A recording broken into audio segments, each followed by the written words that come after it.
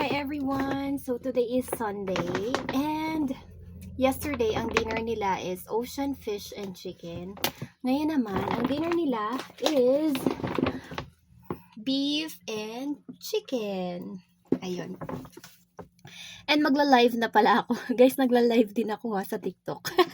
Manood kayo pag may time. Pero sila yung sila yung bantay kasi nababain ako. So, beef and chicken, guys. Dito na sila magkain. Ayun, bibigyan ko na sila. By the way, every day, nagpapalit-palit yung food nila para hindi sila manawa. So, nakikita ba siya? Ayan. And as usual, yung pang-scoop natin, guys, is yung Jollibee gravy na pang lalagyan, amazing. Yan. Okay, lalagay ko na dito. And, kakain sila habang naka-live ako. Diba? Para bongga na.